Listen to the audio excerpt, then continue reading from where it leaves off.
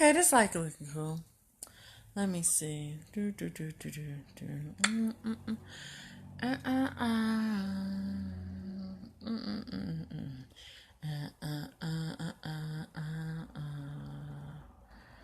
Okay. Well, since it's Saturday now, I guess I'll wait for one. Because I usually do this on Thursdays. Well, I was going to do this Thursday, but I fell asleep.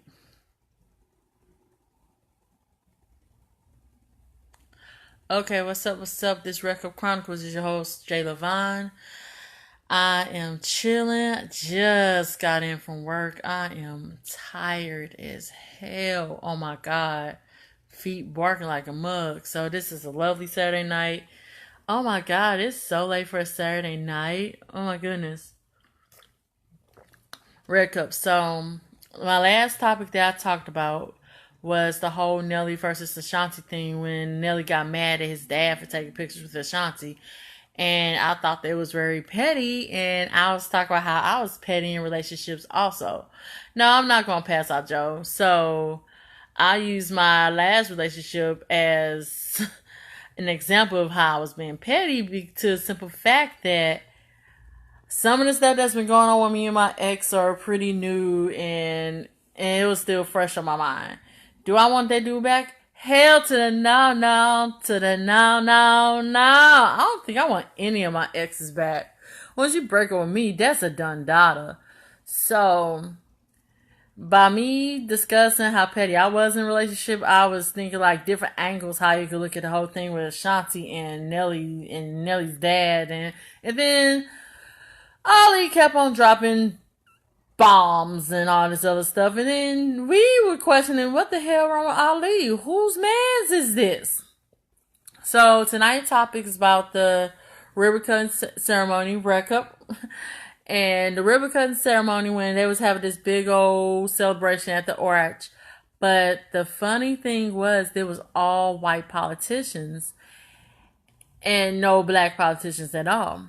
And the comments that I was reading was just amazing. And it's like word on the street. This is like the second or third event when they had all the aldermen and the politicians that State Representative Bruce Franks was not invited to. And if he's a representative just like you all, why y'all keep on counting this man out? Because he's fighting for us? Because he's fighting for the justice of black people? When y'all just comfortable with us acting like jigaboos? Like, what the hell wrong with y'all? So, it's like, besides me doing my promotion, I just really want to talk. It's like I've been putting this topic off for a while. I don't know whether it was my energy that was putting the topic off, but it's like, if you want to talk about racism in St. Louis, Missouri, it's an ongoing topic because there are so many examples that we could really use. And then the white people, the masses, had the nerve to get mad when Bruce Franks tried to have a colorful ribbon cutting ceremony because the all white politician, that's all fine and dandy, but the real St. Louis is diverse. The real St. Louis is actually melting pot when you have all different ethnicities, and it's not right to not showcase that part how diverse St. Louis really is. It seems like that people in St. Louis want to keep St. Louis separated just so they can have something to talk about, and that's not right either. We have this injustice going on with high schools. Oh yeah, I was clowning for Normandy. Red Cup. And we have so many topics that we could be so divisive about, but we barely talk about how can we stay together, stay united, or we'll talk about it, but we won't walk in. That's not fair for any citizen, black, white, gummy of St. Louis. And that whole thing about the ribbon cutting ceremony with all white politicians, it would have made me mad like around a decade ago. But since I'm well aware that it's like, although I talk proper and I have the education, I'm well aware that I'm an African American dark-skinned female. So when I see stuff like what happened on the whole ribbon cutting ceremony, not only am I not shocked, but it's one of those things when you have to ask yourself, what do you expect? What do you expect from St. Louis, Missouri? So people were getting upset because Bruce Franks wanted to showcase the real St. Louis with black people, different types of races, instead of just white politicians all the time. That's not fair. and say he was invited. It's like so many of these white folks talk about he was invited.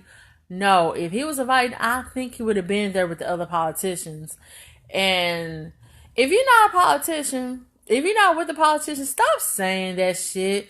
You don't know if that man was invited or not. So stop talking like if you're an actual politician or you actually make the laws in St. Louis, Missouri. We just got over the fact that we had a freaky deaky former governor. Golly, now we having these politicians showing their true colors. Like we didn't see a picture of Mel Carnahan, who was a Democrat, by the way, in blackface while he was in college in the quartet. Who saw that picture of Mel Carnahan in blackface?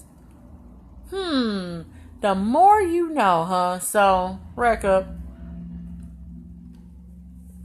So, honestly, I would love to keep talking about it, but unless we're trying to make a change, unless we're trying to be a part of a change, there's really no point in talking about it if we're just going to sit there and wallow in misery. And I feel that's what a lot of people are doing these days, just wallowing in misery, saying it's racism, but you're not trying to be part of the change. You just want something to complain about. And that's pure insanity. Insanity is when you do the same shit over and over and over and over and over again and expecting the same results. And by us screaming racism with this whole thing with the ribbon cutting ceremony, I like what State Representative Frank was doing, trying to show the real St. Louis. So I was discussing the whole situation with a friend of mine while we were getting my tire fixed and everything last week. And my friend was saying, okay, I understand what he's trying to do, but why does everybody want to sit at the table with the white folks when you can make your own table and make people looking at your own table? I said, friend, you may have a point there. And it's sad how some black people want to fit in with white people so bad. Like, we get the education. They don't want to give us jobs. We talk the Queen's English. They want us to talk ghetto for their own amusement. We dress the part, but they don't want us to look the part. And honestly, like I said, I'm not surprised this is the last legal state to really let slaves free. There's slave plantations around Forest Park area where it used to be at. So it's like I would get upset, but at the same time, I'd rather think about how can I be a part of the change instead of, because that whole video that I did on Anthony Lamar Smith, I was upset and I screamed a lot. And it's to the point, like I said, I turned 35. I turned a whole another age. I'm tired of screaming about the same ass shit. Like, when you gonna realize they don't like you? They don't like you at all. And by them having an all-white politician at the ribbon cutting ceremony when it's supposed to be the real diverse St. Louis, when it's supposed to be all in St. Louis, they're showing you every day that they don't like your black ass.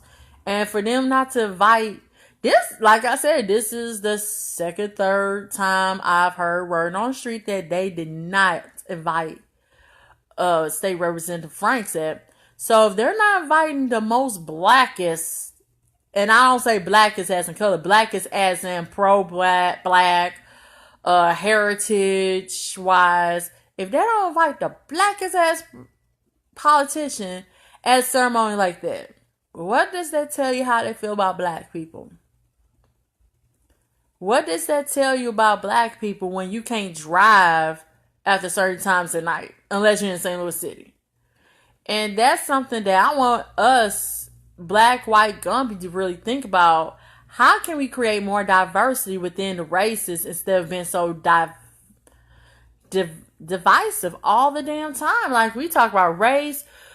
Although I did clown about high school, we talk about high school. Ooh, we talk about high school's bad. Like, that's a good example of the whole race thing. So they said that Normandy got AIDS around the same. It's like Normandy and Ladue, they both had students who were infected with AIDS at the same time. Normandy got their AIDS from infected tattoos, getting basement tattoos, trying to be cute.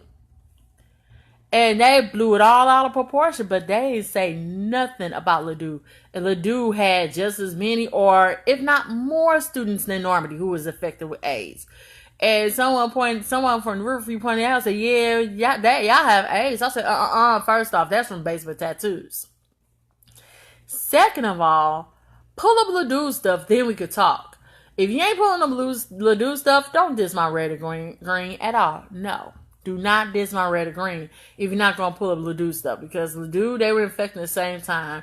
And it's like, I had to use that as an excuse because that shows how they try to keep us separate. As a race, as a person, as a human being in St. Louis, Missouri. And they going to keep on having events when you're going to see all white people laughing and smiling with no black motherfuckers. I'm just going to keep it a buck right there. And like I said, I'm tired of crying. I'm tired of screaming. I'm just trying to think, how can I be part of the change for my community? Like, I've done this stuff with my community within Normandy when I graduated from high school. I've done Big Brother, Big Sister. So I'm community oriented in a way if I have time between two jobs and stuff. Like I said, I just got off both jobs. And my dogs are barking. So with this whole thing with the ribbon cutting ceremony, hell no, I'm not surprised. I'm just surprised they're not eating watermelon and making fun of us. It's sad, but it's real. When you see all white politicians, when St. Louis is actually melted pot, they're showing you the reality they want to project. When media twists different stuff up, they quick to report stuff from black neighborhoods, but they're not reporting what happened in Clayton, Ladue, Frontenac.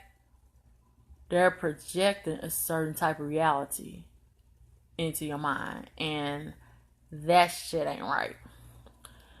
So I admire State Representative Franks for what he's trying to do, trying to bring more diversity into into St. Louis, Missouri. But at the same time, I'm kind of thinking like my friend. Why would you want to sit at their table when you can make your own table? When you can make your own, when you can make your own way through anything.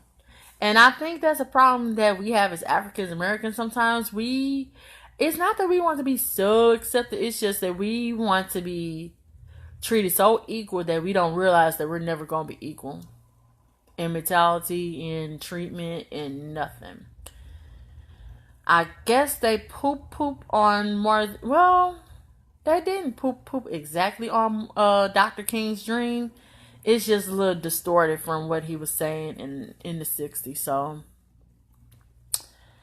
I don't have too much to say about this whole thing.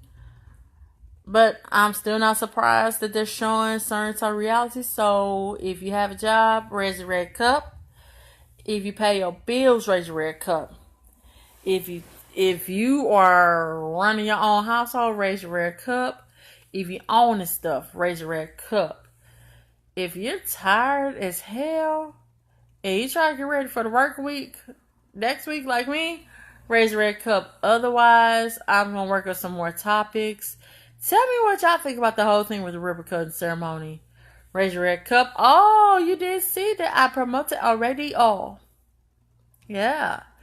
So, like I say, sometimes reality stinks.